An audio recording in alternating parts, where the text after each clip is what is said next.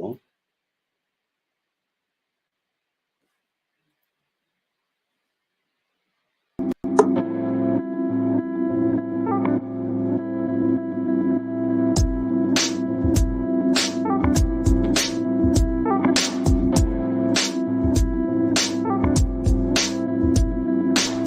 Welcome to the Wisdom Bar.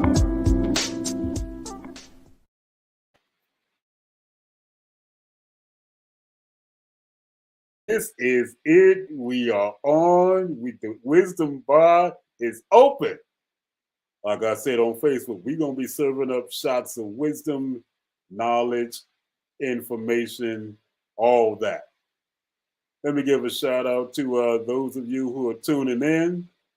My name is John Colbert, aka DJ Double M, and this is the pilot of the Wisdom Bar podcast.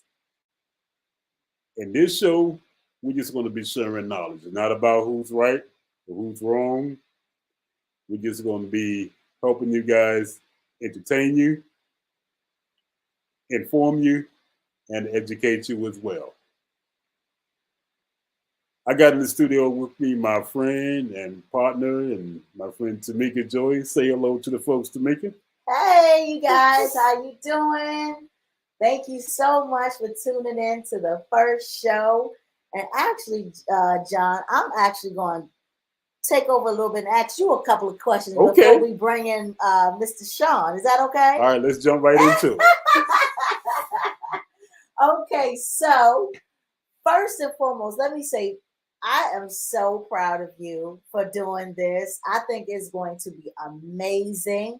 I think so many people need to know about, the world of different challenges. However, the universe has been able to kind of keep us all separate and not diverse and unify us together collectively to using our abilities in a whole. So it has kept certain things unknown, So I just want to say I am so proud of you. And that's what stars are all about. We're shining through adversity, reaching success. So to have you bring this to stars and really represent what we represent as far as our mission and our goal for our nonprofit, I want to say kudos to you. Thank you. Kudos to you. I know you said you wanted to do this and you wanted to bring some awareness to individuals about the world of visually impaired. You wanted to bring awareness to those with that are diabetic. You want to bring, to the forefront those that are going through mental health issues and those that are mute, those that, are having issues explaining themselves as far as learning disabilities and just so many other challenges, and you being the face of this. I just think it's amazing. I just think it's awesome. I think it's so needed. A lot of people don't tap in. And so I think with this, it gives that that connection from one world to another world. Yes. Yes. So let me ask you real quick. When it comes to, you said you are a DJ. On the DJ side, I know we've talked even about you doing radio. That voice, that speaking voice that is very, just rich and baritone-ish and you wouldn't believe how many times I was told that. Yes, so I do want the people to understand that, this is something that, can bring other things along, not from these just a podcasting, you DJing, and then you eventually going into radio. Is that something that you would be, interested in doing? Absolutely. Even if it's not terrestrial on a radio station, the fact that the advent of the internet has opened up so many doors for so many people, visually impaired or not. We have so many people who are doing internet radio, and it's just getting out there. It's making things happen. It's presenting opportunities. So yes, if this podcast is a way for me to get in there, get my foot in the door, and make something happening, oh yeah, I'm definitely in for the long haul. I'm in for the ride until the wheels fall off. Yes, and that's why I was saying it's really important for us to continue to do this and actually open up the doors and help those that don't have a voice on a regular basis, or their voice is small within their community, is getting their voice bigger by other people, tapping into that world and getting that type of connection so that everyone can be used at their full capacity, and it's just not limited, Right. and so I think that this is something is definitely that that platform to do so, and then also be able to get the sponsors that we need from those other All right. companies and brands that would like to be able to be on the forefront and be able to promote their companies and their brands and things of that nature. Now, this is something you sound like you've been used to doing for quite some time, and this sponsorship is new to me. So expand on that, if you will, to me. Sure. So basically, it goes like this. When you see, when you are from radio, radio has commercials, TV has commercials, movies. In the beginning of the movie theater, you got to sit through these long advertisements of basically commercials. And these are promotions that other companies and brands basically are advertising what they want the people to see. And so with that, they get sponsored. They basically go out to these other people or brands and companies to get sponsorship from them, and it's kind of like you scratch my back, I scratch your back. So I'm going to play your videos or movies, or I'm going to show your commercial of your business, or I'm going to talk about you on the radio. And with exchange for that, you would pay a fee for that promotion, that publicity. So basically, our goal is to get different brands and companies to promote them, and in exchange they would pay a fee to get those promotions to us, which is stars, that this so we can have the best of the best when it comes to the equipment, to the best of the best when it comes to the staff, engineers, editors, all these different things that we need that cost. It's a you scratch my back, I scratch yours. So that's basically what sponsorship is. So we want people to basically come in and sponsor, or get sponsorship. So when you hear the radio say this station is brought to you by or paid by, they have paid that company, that station, or that TV show to basically, get advertisement. All right. All right. Ooh. a long, a Love long, it.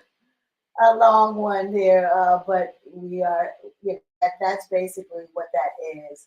So I did have another question in Okay. regards to, you basically now I know this actual show is we're kicking off with the visually impaired, and our next guest actually is also visually impaired.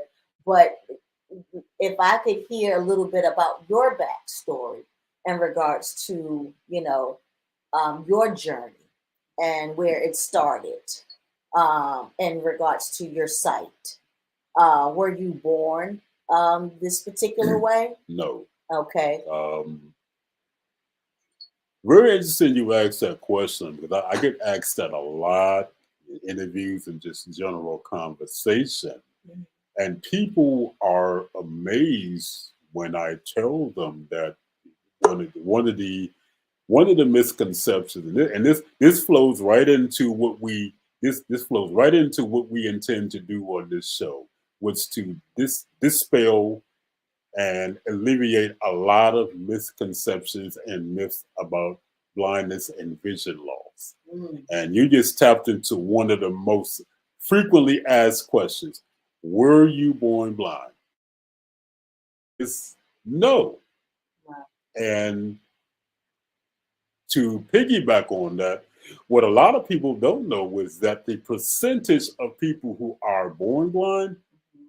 very, very, very small. I would say anywhere Wow. to 3 to 5%. Wow. Wow. And and to make it to bring that point home, out of the many, many, many, many people that I know and met who are visually impaired and have various levels of vision loss, Mhm. I've only met two people who were born blind. Wow.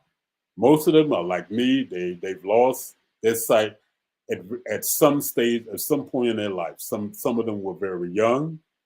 Some of them were adolescent. Mm. Some were young adults. Mm. And I even met a great number of people who have lost their sight in their elderly years. Mm. So so my story starts at the age of 3. Okay. Um, I had some vision loss due to premature retinopathy, and it started gradually. But by the time I was 3 years old, I had lost complete sight, and it wasn't very traumatic for me, because I think when you lose your sight at a younger age, you're more resilient, Mhm. and your adjustment portion of it is much different. Mm. So to me, it was like, well, one day I could see it, one day I couldn't, and but being that I was a very young child, it was like, okay, this has happened, and I might as well move forward from there. Mhm. Mhm. So fast forward, I started going to DC public school, and I went at the right time because I believe in 1973 is when they passed the Rehabilitation Act, I believe, of 1973. And that pretty much stated that all public schools must put in place a program to educate students who have vision loss. Mm. So, one of those, it was called the DC Vision Program, and I started going to John Tyler, Okay. and that's where I learned for that's where I learned Braille. Okay. Um, I think I caught on to it very well. By the time I was second grade, Mhm. I was already reading grade 2 Braille. Mm. Fast forward to fourth grade. Fourth grade was when I started learning how to type, Okay. because the teachers already knew that that was going to be an important skill for me to have. Mhm. Then later on, I learned cane travel. Okay. I had a very good mobility teacher. Unfortunately, he's no longer with us, but he's a dynamic teacher, Bill Springer. Mm. He taught me cane travel. Wow. He taught me orientation and mobility. Mhm. I went from there to riding metro, and by the time I was 13, I was riding the bus and the subway on my own. Wow. Amazing.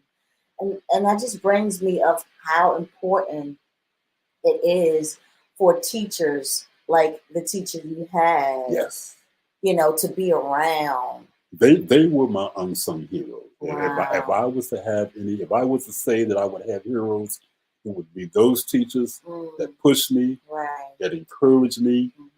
made no excuses. Right. They're the ones who taught me the real importance of don't make an excuse, Mhm. make an effort. Wow. Wow. And we are very limited with those type of teachers these days, that go the extra mile to really care for and have the patience, because things are so microwave these we days.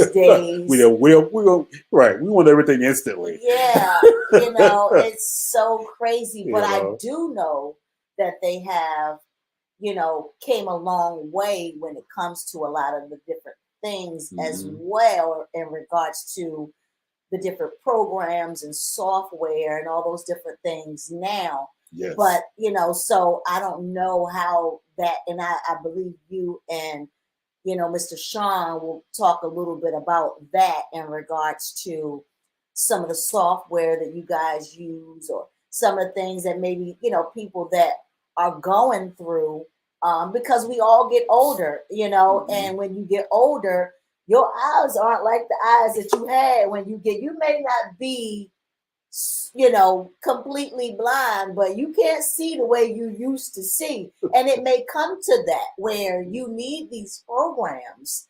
And so where do you go when the sources are even limited, Mhm. and you don't have those access, you don't have people that are talking and having dialogue like we're having right now, to Mhm. be able to really make an impact and help those that are going through, a change in life, I would say.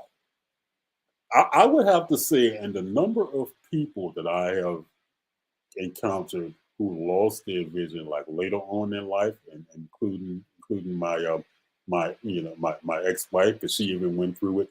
The biggest hurdle that most of these people encounter is family and friends who do not know what's out there, who do not know what kind of support programs are out there. Right. They do not know where they can go and get the help to help this person Right. who's now 9 times out of 10 in a state of depression because they think that their life is over. Right. They don't always have the proper people in their corner who can tell them, hey, look, your life is not over. Right. Yeah. However, an old chapter has ended. Now this is a new chapter that's beginning. And in this new chapter, you can still live a rewarding and full life.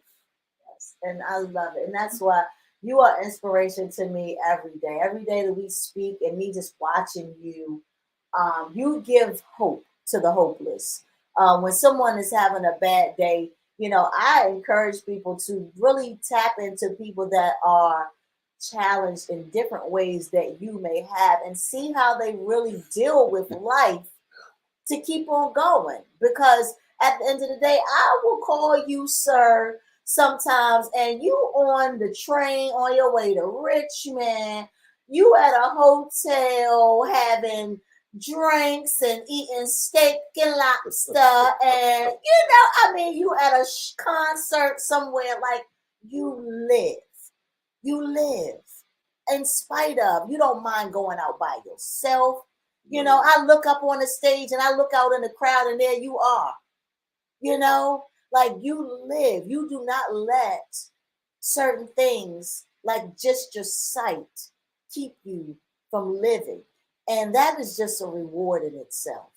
We're going to talk about later on. Sean and I are going to talk about the National Federation for the Blind and what Yes. that organization does. And our motto for that is live the life you want. Yes. Live Yes. the life you want, and not just for the visually impaired, but for everyone who has challenges, and even for those of you who are quote unquote non-disabled. Mm-hmm. Live the life you want. Yes. Never let your situation or your circumstances determine the quality of your life. Mm-hmm. That's not what it's about. I love And it. when you say that I am an encouraged, I am as a an encouragement, inspiration, that really that really makes me feel good because a lot of times, Tamika, when someone tells me that, I say, well, honestly, I don't see it. Right. I'm just an ordinary guy Hmm.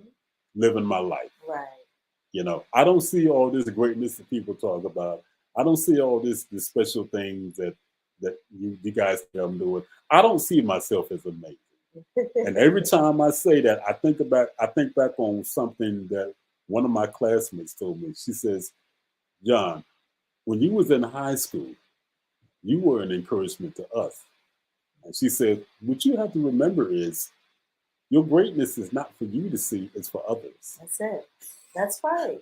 That's right. Because you can't see and feel and be and what other people may feel and notice. It'd be the smallest things, the things that you could go out your way to do all these great things, and it'd be the one that you really think about that encouraged and inspired someone, that went the Mm. extra mile, just like a smile. You could have did everything. You could have opened up the door. You could have gave them, $10,000. You could have gave them all. I mean, of course, all that stuff is great, but it was just that one thing that encouraged them, like a smile that just said, after that smile, it was just, you lifted me so much higher. I've gotten that so many times, and so it just be the small things that we really take for granted. Just a simple hello, just a simple, you look amazing today, or just, hi, even because no one is speaking to a lot of people. They just keep walking. We don't speak like how we used to speak. So I did want to I just wanted, of course, like I said, say uh, how amazing you are, how I think this is going to be something that's going to be a great platform for individuals. And so I want to speak a little bit about this next um, guest, All right. Mr. Calloway. He is an HH program specialist and president of the National Federation of the Blind in DC. Sean is locally acclaimed disability advocate. He's a motivational community leader and currently a program specialist for the United States Department of Health and Human Services. For more than 23 years, he has leveraged his own experience, professional career, and personal times towards helping others to overcome obstacles that are highly attributed to the attitudes, misconceptions, and perceptions of what it means to a person with disabilities. That in itself, it just says so much because, in spite of his own, he's willing to take on a challenge to help someone else through their challenges. And that's stars in itself. And so he has done so many great things within, his lifetime and his journey.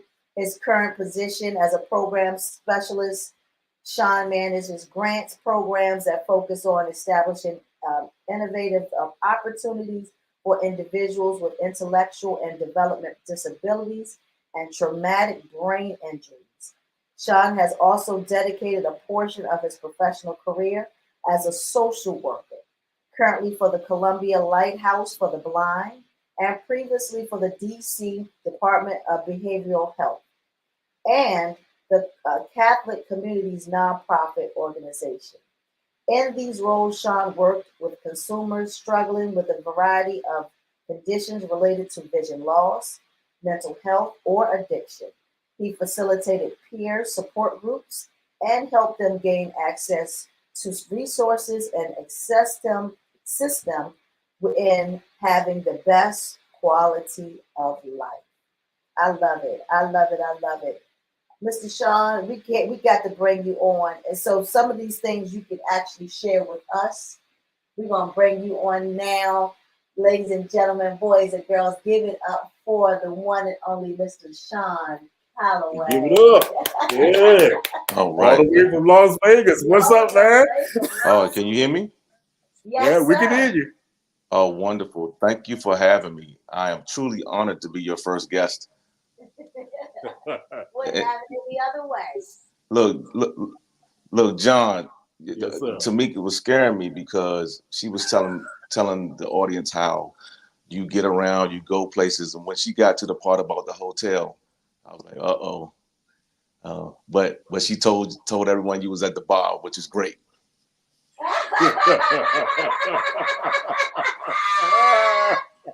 Listen, I ain't going to that. That's his personal business. So no doubt, no doubt. But my man John does get around. But when you got to the hotel part, I was like, uh-oh. She's telling the business. She's telling the business.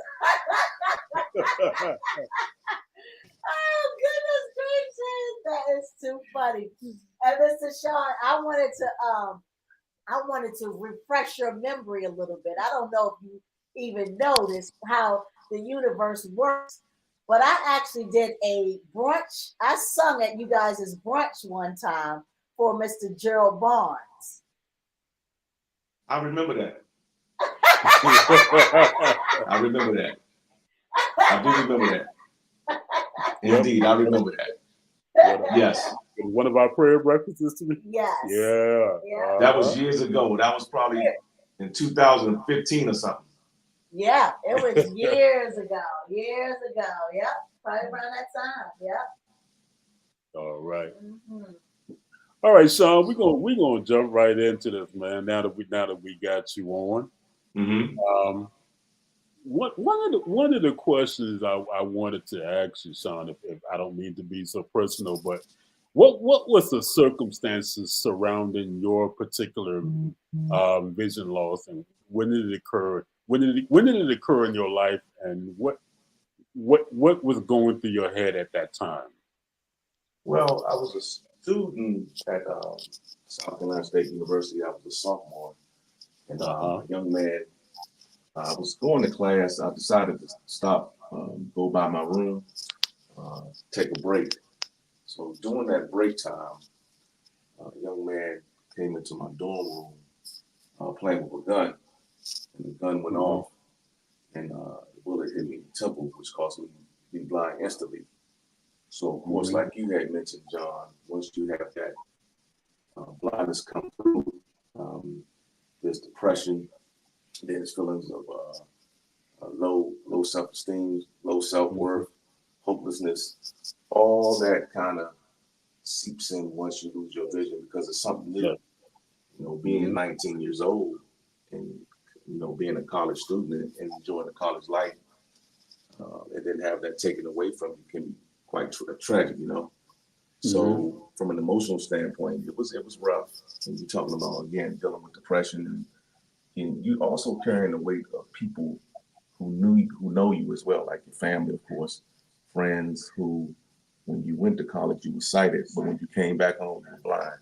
So it was, you know, sort of a double-edged sword in the sense of you dealing with your emotions, but everyone else has emotions in regards to your blindness as well. All right. Yes, I'm so. I've for me, losing sight as a young child, what he went through was something that was completely foreign to me because there was no transition period, no depression. It was just, I guess, immediate. For my case, it was immediate acceptance, but I certainly can emphasize what you've been through. You're one of the many people that I have encountered that have experienced that, and you have made an amazing transition. And that's another thing I would like to ask you about. What was your turning point? When did you realize that I can go on and live my life, be responsible, and enjoy what God has blessed me with? How did you arrive at that point? Right. So, John, as we all know, when you lose your vision, you go through a sort of stage of grief and loss, right?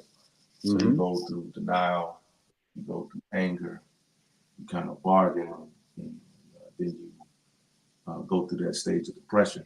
But when you get to that acceptance phase, that's when you hit the ground running. For me, I'm an older brother of two siblings, right? Well, really three, but two at the time was 9 and 4 years old. So I'm just laying around the house all day, not doing nothing, but setting a bad example for them. So I got an opportunity through the Department of Rehabilitation Services Administration to go to what they call the Maryland Rehabilitation Center. And when they was giving me sort of the ins and outs about what the center was all about, in regards to independent living skills, living independently, learning how to cook, clean, use the long white cane to be independent.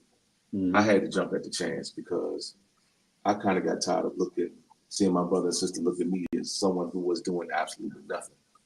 So that was kind of a turning point for myself to say, look, I need to do something. So when I got that opportunity for that training, I jumped at it. Man, that's what I'm talking about. All right. Nikki, you have any questions about that so far? I guess in regards to when you say like your siblings and those that came in to help you or be an assistance to you, how important is that, in regards to them really like almost walking side by side with you to be that extra help? And as I look back and I watched the Ray Charles movie and how his mom had prepared him for certain things, is that something that you would say is needed in the communities or in the household, I guess I would say, for individuals that have loved ones that may do lose their sight? That's a great question. Let me say this. If my brother and sister, the reason why they were important to me at that time is I knew that life would be different in regards to how I would be treated as a blind person. I believe and I've told them this in my humble opinion, if they would have not accepted my blindness, meaning that as a big brother, you tell them things and you give them advice, right? If they would have been like, I'm not gonna listen to you, you're blind, Right. that probably would have crushed me. Right. But instead, even at their young age, they were the most helpful, accepting, but they would also say, you are a big brother, and we're gonna, basically listen to what you have to say. We're not gonna disown you or treat you differently because of your blindness, right? And so that was, I think, sort of those actions helped me really move on. It really, even though I'm still going through a depressive state, it kind of helped me move on because what they think of me means a lot, right? And then having my parents, of course, John knows my parents very well. Oh yeah, they have been tremendous in this process. When I lost my vision, my dad was the one who was going around calling different services, different agencies to find out what supports and services were out there for me to navigate this life as a blind person. So the family plays an extreme important part in one's life. I mean, they can make you or they can break you in some ways because if they deny you, that could be very crushing. Yeah. And I think this is why this is needed, because there's not enough dialogue, there's not enough connection when it comes to this type of situation, all these different lifestyles, from I have a couple family members will call it the alphabet crew. But that world and that culture of the LBGTQ, culture or community, Mhm. has their voice has grown so big because they have Mhm. to learn how to come together to in a way, in a place, in a space where it's almost you have to accept them for who they are. Their voice is so big now. But I think that starts with the community really getting together and being that impact. What they're not what we have problems struggling with, they are able to match in certain other things, and that goes as well far as the visually impaired or Yes. those that Mhm. have that are able to the sign language, the mute, those that have those different things that we may lack in, someone else is greater at, so Mhm. it has definitely been told to myself, and I'm sure others, that with you guys, because you have lost your sight, that you hear, your hearing is impeccable. You're like, you hear things that we can't hear. um is that something to be true? No. Okay, No. okay, No. okay. I'm gonna let me tackle this, Sean, and Sure. you can cue in. For a while I thought that, Tamika. Okay. But that's because that's what we were told. Yeah, yeah. But later on, I remember I was in high school. Mhm. This was 1985. I was a junior in high school, Mhm.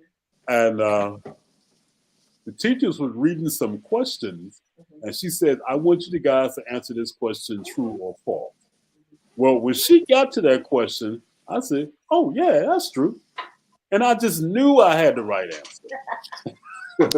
Okay, but when she read the answer, when she said it's false, and I'm sitting there with my mouth open, I'm like, "What?" Hmm. And I asked her to explain what she meant, and with the way she explained it, I understood it.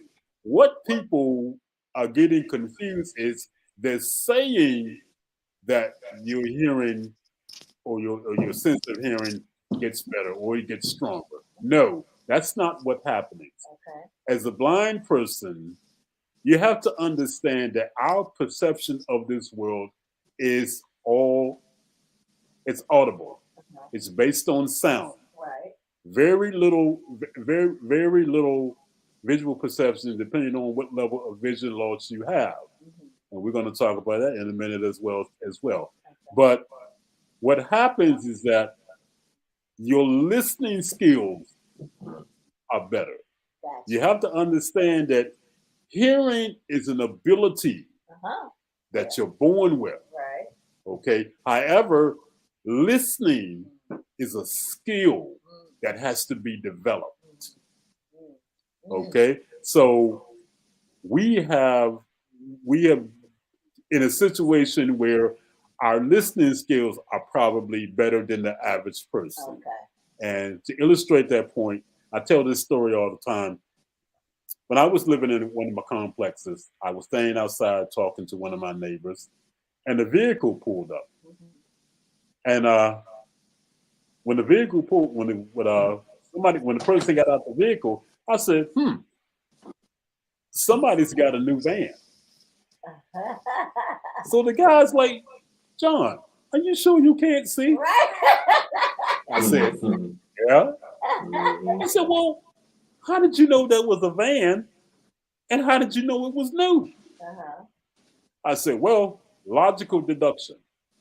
I said, when the person opened the door, I caught that new van, that new vehicle smell. I said, anytime I've been in enough vehicles, and we all know when you buy a vehicle, when you roll that joker off the lot, it has that new vehicle smell that's Mhm. probably going to be around for maybe 2 days. After about the third day, it's gone. I said, that's one thing. And I said, how did I know it was a van? Simple. How many sedans do you know have sliding doors? Mm-hmm. That's right. Right. So to dispel that's misconception number one. Yeah. Blind people have supernormal hearing. No. Oh, wow. Yeah. Can we listen? Can we listen better? Do we pick up things? Do we it's not that we pick up on things that you guys don't hear. We pick up on things that you easily dismiss. Right. Mhm. Right. Yeah. Yeah. Absolutely. Okay. So yeah, and that's good. That's good. To know. Like I said, is getting that whole. Well, you think this way and we think this way, and it's never a conversation. Mm-hmm. Because two worlds aren't coming They're together. not coming together, and a lot of times I say this: people often repeat things that just sound good. Mm-hmm. Mm-hmm. They don't always do the research to find out whether that statement has any basis in fact. Right. Right. Right. Right. Sean, you got anything to add, my good man? No, you covered it, buddy. I think we have experienced those types of stories all our lives. So I think that's just one story. You got probably a million of them. Man, do I? Mm-hmm. We all got it. Trust me. Yeah. All right. Yeah. I think what was that? It was something that happened with you when we were in Florida. The time with you was with Shawnee. And she said something. What was it that she said to you? She said, I thought you said you couldn't see. No, I asked her something. What you asked? We were coming down the hall, and I noticed that she was waving. Oh yes. And I said, who are you waving at? And she says, Don, you can see? I'm like, no. She said, well, how did you know I was waving? I said, well, my arm is on your shoulder, so I can definitely tell the movement of your arm. Mm-hmm. And secondly, you got your keys in your hand. I heard your keys jiggling. So I know you're not opening any doors. You're nowhere near your car. So the only reason why your keys would be jingling because you had them in your hand. They were jingling while you were waving at whoever you were waving at. And it's so we take certain, like you said, we take certain things for granted that you guys pay attention. But it's part of our world. It's part of our world. Yeah. Even in orientation and mobility, even Mr. Springer was so great that he taught us things that most people wouldn't even think about how you can know where you are simply by the feel of the pavement under your feet. Wow. Or whether somebody, if you're trailing a fence with your cane, whether this person has a wrought iron fence or a chain link fence. Wow. Even to the point of you walking down the street, I can tell that you can probably look at it by looking at it, Tamika. But if you and I are walking down the street, I can tell when we've crossed an alley or when we walked across somebody's driveway. Wow. Wow. Simply by the feel of the pavement. Wow. Mm-hmm. It's amazing. And Mr. Sean, in your world, it's definitely a lot more because I heard that you have children. You said I have children? Yes, I have one daughter. Yes. Yes. All right. And that's next thing we're going to go to, Sean. That's another one we're going to talk about. Another subject we're going to talk about. You're one of the many people I know who is raising a blind parent, raising a sighted child. Mm-hmm. And even to me, I find that even amazing, even from my perspective, because I've been around, my nieces and my nephews, and it's just, I've never had to raise a child from day one. So if I might ask you, how old is Camille now? She is 9 years old. Oh man. And I'm sure she's the center of your world. So Oh, in these yeah, I'm go a ahead. sucker. Daddy to the girl. She got you wrapped around her finger. All day, I'm a sucker. You know, I will admit it. That's my baby. Awesome, man.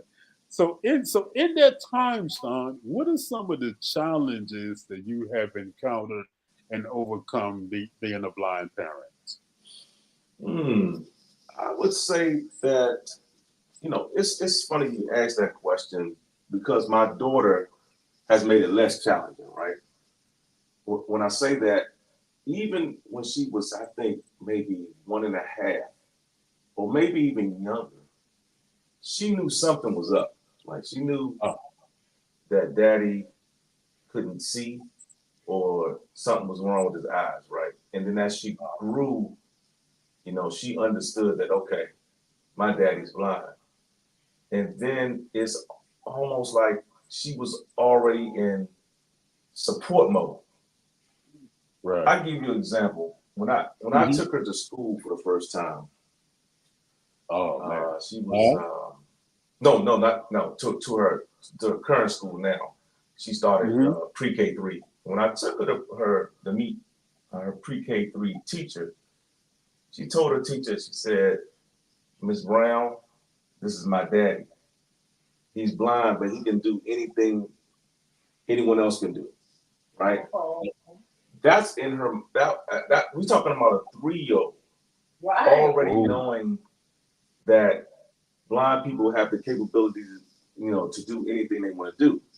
And Mm-hmm. so with her, I can honestly say that she has never tried to take advantage of my eyesight. She's, most of the time she's upfront with me if I question her about something. And so I can't say I had many challenges, John, because of my Mm-hmm. daughter's attitude, right? Mm-hmm. And so I got to shout my wife out as well, Latanya, because she's been I want very, to ask you. I want to ask you about any when you say you haven't had any challenges in regards to your daughter's attitude about the fact that her dad is blind, but what about let me flip it for you if I may. What about sure. in situations that you probably have encountered negative attitudes outside the family? Yep. Has incidents like that happened, and how have you overcome that? Now that's a good question because there are people who will question your ability to raise your child. It's more Mm-hmm. so for me, John. It's people being ignorant and Mm-hmm. not understanding that you are capable of raising a child. Luckily, I haven't had someone question me to the point where they call Child Protective Services and say, "Look, there's a blind man taking his daughter to school. I think that's dangerous," right? And now, I say that because it's happened where children have been removed from the care of a blind person because Mm-hmm. of their blindness and not their capability of raising their child. Mm-hmm. So a lot of my challenges come from ignorance, right? Mm-hmm. When people would say, how you blind? How do you raise a child?" Kind of questioning my ability to raise my daughter, right? Mm-hmm. But I haven't had anyone say, you know, Okay. I'm not going to allow you to um, you know, not just block me from raising my child. Pretty much, the challenges are, like I said, a systemic ignorance, and so I'm blessed that I didn't have to deal with that. Praise the Lord. But I would say this, John. Last point on that, I would say the school system oftentimes is not very accessible to blind parents. But Mm-hmm. luckily, my school with the platforms that they use, right, especially where we receive notifications about certain events and things that are going on, it's been very accessible for me. I'm not trying to Mm-hmm. say that my life is Mary Poppins and Alice in Wonderland where everything is great. It's not. But the challenges that a lot of blind parents face, I haven't faced them as much. Let's just put it that way. Okay. Okay. And that's going to segue into the next question I have for you, Sean. And of course, I'm familiar with it because we've talked about it so much in our local chapter. But if you would be so kind as to educate Tanika and the people who are turning into the podcast about the NFB push and not on the national level as well as on our local level for the plan for the blind parent bill. Yes. Okay, explain to us explain to people what is that and what is the goal of that particular initiative. Well, the Blind Parents Bill is a bill that was established to protect the rights of blind parents to actively raise their children. So I gave you an example just a few minutes ago in regards to if a social worker sees you and believes that you are a danger in raising your child, they can try to remove your child based on your blindness and not your capabilities. We've had situations where babies have been removed from blind people in hospitals, right? Mm-hmm. So, for example, one blind lady in Missouri, gave birth to a child, and she was seen holding the baby incorrectly. A social worker at the hospital notified Child Protective Services, and that baby was removed from that parent's care for over 60 days, right? Now, Tamika, you have sight, right, I believe? Yes. Okay, so I know you've seen many people hold babies incorrectly, and they are sighted Right. people. Right. So the idea that you remove this baby from the woman's care because she's blind and she's holding the baby incorrectly, that's some of the ignorance that we deal with. I'm sure that social worker has seen sighted people hold babies incorrectly, right? But because we're blind, we're marginalized in that aspect. So this bill, which has been passed in 20 states actually, will help protect the right of the blind parent. Again, you can't remove the child based on their blindness. You can only remove them based on the lack of capability in raising a child. And that's what the bill is established to do. So as John stated, we're working on a local level in the District of Columbia to kind of get this passed. This bill introduced into council, hopefully. And, one day, hopefully we'll say that this bill has been passed in the District of Columbia as well. And what do the people need to do in regards to supporting that? That's a great question. Once it's introduced, we will ask people, especially in the District of Columbia, to send letters to their council members supporting the proposed bill. And so, yeah, and of course, there's going to be a testimonial period. I'm gonna speak it into being once the bill is introduced to council, right? And then so you'll have the ability to come out and be supportive of blind people being able to parent children. Yeah. Absolutely. Love it. We're gonna be. We'll definitely be in support of that. And like I said, it's strength in numbers. And the thing is that squeaky wheel gets the oil. That's it. Yeah, that's it. That's it. That's it. And when this bill is introduced, Sean, we're not just going to squeak. We're going to make noise. We're going to make noise. No, we're not.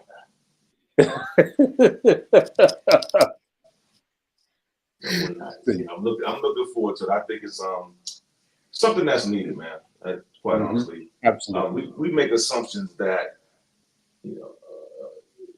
that things won't happen to us in a particular jurisdiction, but it's better to put the sort of the ignorance level that is around us. And so, like I said, I can walk out with my daughter in DC right now. And I don't believe there's a law that will protect me as a blind parent if someone sees me with her alone and decides to call Child Protective Services. And that's when you talk about ignorance. That's basically to me as a blind man for the past 50 some years, to me, that's our biggest battle. You know, here we are in the 21st century. You know, we should have been already around the corner when it comes to acceptance, when it comes to recognizing that we can still be useful and productive members of society, but still, even a quarter of the way through this century, we're still fighting an uphill battle with ignorance, with misunderstanding, and basically the wrong attitude. A 19th century attitude in the 21st century. That's the way I look at it a lot of times. Yeah. Well, totally agree. It's systemic ignorance. And the thing about it is, John, when you talk about education, right? There's no on a elementary, junior high, or high school level.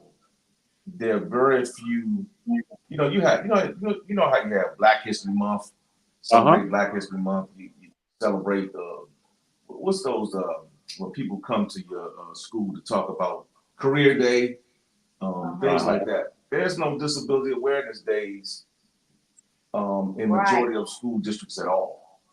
So That's kids grow up with these misconceptions and ignorance about the capabilities of blind people and people with disabilities. And then as adults, they're expected to know and learn that, we are capable, but they're still ignorant because they didn't learn as young people. So it all starts on the ground level, man. And until we get to that level where we're bringing awareness to our young folks, and then they grow up with the idea that people who are blind or disabled have the capability of being not just blind parents, but being employed, being educated, you're always going to have the systemic ignorance. Yes. Yep. All right, Sean. I think it's definitely something that's needed in the school system, especially like you said, in this century. We are way past, they're not talking about, mental health enough. They're not talking about, just all the different things that we go through. Yet they have changed the bathrooms to where now there's no gender. Just all the different things that they feel like are important because, that community have came together. Let me ask the both of you. What do you see as the challenge when it comes to the National Federation of the Blind, and in regards to that community not being of the source or the powerful strength in numbers that you really need to come together collectively to push and fight for these particular things? I'll let you answer that. So,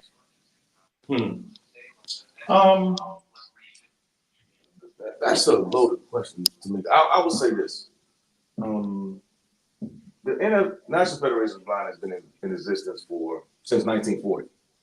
We're talking about 84 years. We have worked tirelessly in all arenas: academic, employment. Of course, we work with our legislators on Capitol Hill. I think it ties back to, one thing if you notice, you say National Federation of the Blind, not for the blind, because we handle our own business. But if you do get some sighted folks to say, kind of support us in letting folks know that we are capable of,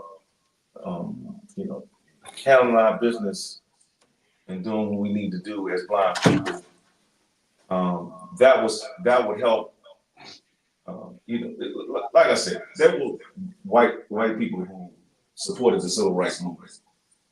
So I don't think it's a problem for sighted people to say, okay, kind of jump on board, learn about us as blind people, and then support us in our efforts to, make the world less ignorant of our capabilities.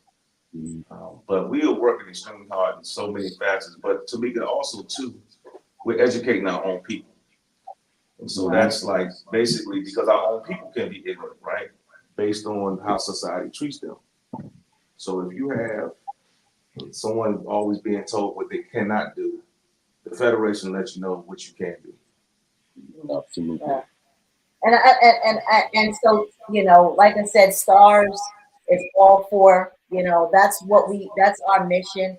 The actions of stars again is shining through adversity, reaching success, and having John, aka Double M, as our DJ, where we are able to have him as an advocate for the visually impaired, and letting people, he's like our greatest secret weapon, because people be having a great time enjoying themselves, and then when I introduce him and let people know that he is visually impaired, and when I say visually impaired, he's completely blind, they lose their mind. And I do that on purpose because he's just such that an inspiration, and I want people to know that just because you have lost sight, that you can still live again, and so people are connected in a way to where they're like, oh my gosh, how does he do it? So then they start watching him, and then they start paying attention. And so that's why, Stars wanted to create this podcast, so that they can start watching, and so that they can start paying attention and getting, these context clues in regards to why we all are important to each other. No question. I think that I think blind people can be sort of what I call walking awareness. And so, for example, John is a walking awareness. He's showing people that, even though he's blind, he can still DJ. There are blind DJs out there. Yes. So that's why I always encourage people to always go outside, walk with your cane. I'm in Las Vegas, right? I decided to leave my room by myself to walk to my friend's room because they're a little further out, right? And I ran into some folks who was coming down the hall, and as I'm walking, I heard one of them say, "He's blind," right? And they were like, "Wow!" So you're showing people that blind people are capable of being independent just by being outside, doing things that you want to do. That's why I say we are walking awareness in the sense of making people aware of our capabilities. Yeah, absolutely. And I think, from my perspective, I think one of the answers to our challenges is, and I'm going to introduce this I'm not going to put her name out there, but one of our Federation members, I was talking to her, and she said she was outside the building where we have our monthly meeting, and she heard one of the residents say, "Hey, we can't go in the community room. Those blind people in there." And she's like, "No, we want you to come into the community room while we want you to learn who we are, what we are about, experience the fact that we can run our meetings in a successful and productive manner, and at the same time learn what resources are available to help you, just in case you have a vision loss or someone else in your family." So I say that to say we encourage sighted people to join whatever chapter in the NFB they're close to, whether it's DC, whether it's the greater Washington chapter, the Northeast chapter, the Sligo chapter in my town, the Ann Arbor chapter in PG County, anywhere, Maryland, Virginia, regardless. We don't discriminate because we don't want this. We don't want someone discriminating against us, so therefore we don't discriminate. Right. NFB is open to anyone. The requirement is simply believe what we believe, that blind people can live a productive life the way they want to. That's it. That's the only requirement. That's it. That's it. You know, I think if, and blind people understand too, John, that that's why we try to press upon that we want blind people to understand that they can live the life they want. Yep, absolutely. That's it. So. Well, son, I pretty much covered everything I wanted to ask you. Anything else that you feel I didn't touch on, Tamika? No, you got some here, I would say. Alisa is chiming in, and she said, "This is awesome, John." Let's go with some of those comments. Yeah, Denise Rubel said, "Helping provide awareness." When we got talking, Wanda Diaz, she said, "This is very interesting and informative. Great job, John. So proud of you." Alisa, hold on, Wanda Diaz. Yes, Wanda's on. Actually, all right. Yeah. Alisa, where he responded, "Great question, Tanika. That's something I had spoke with." Charlie Toon says, "So dope." So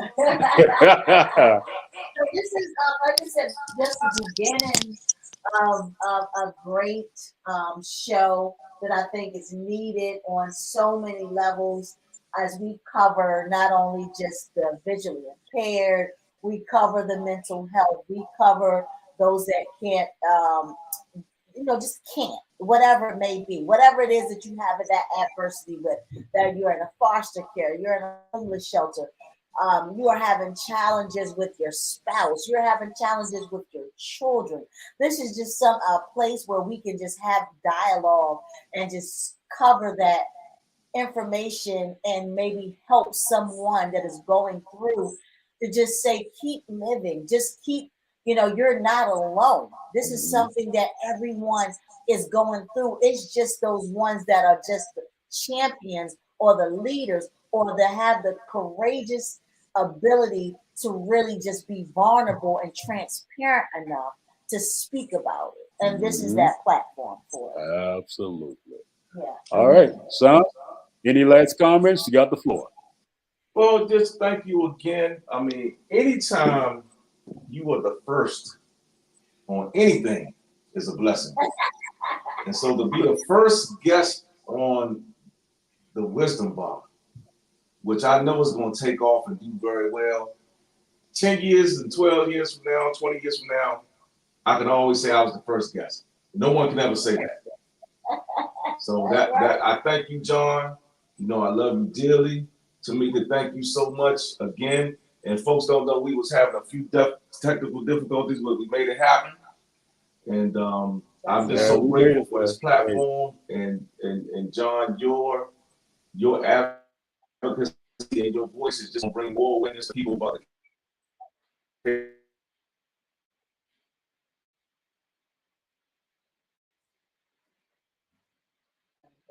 You're breaking up a little, son, but we can still hear you. Yeah. Okay. But yeah, this is great. Again, we just thank everyone for tuning in. Please don't be afraid to share the word. Share. Spread the word. Yes. Spread the word. Spread the word. Yes. Yes. And we're looking for sponsors. Yes. Those that may want to be a part of this. So yes, absolutely. Chime in, get with us. We will promote you and your business or your company if this is something that you love and you want to get behind, so that we can really reach the masses of people coming together collectively. Join the forces. Yes. Thank y'all so much. One other thing, this particular show is open. We're gonna talk in the weeks to come. We're gonna be covering a bunch of topics, just anything. We're gonna talk about. Like I said, we're probably gonna focus on mental health. We're gonna focus on holistic health. We're gonna focus on music, from various aspects, and we're gonna have a good show coming up from this perspective of a certain type of DJs. I'm not going to tell you what they are or when it's going to happen, but I believe that's going to be shaped up to be an awesome show.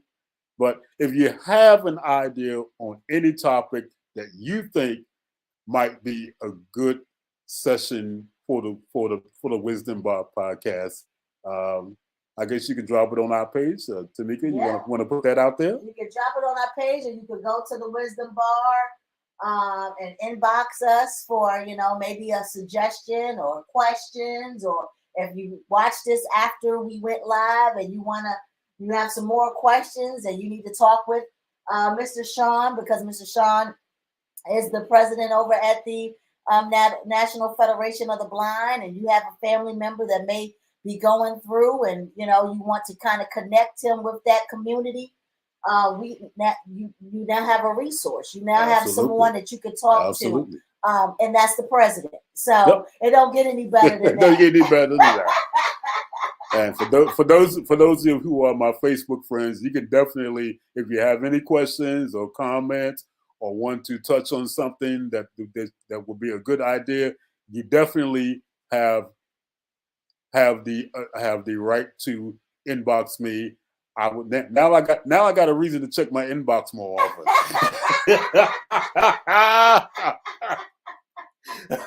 I wasn't very good at that. Now I got a reason to get better. So this has been a great show. It's awesome.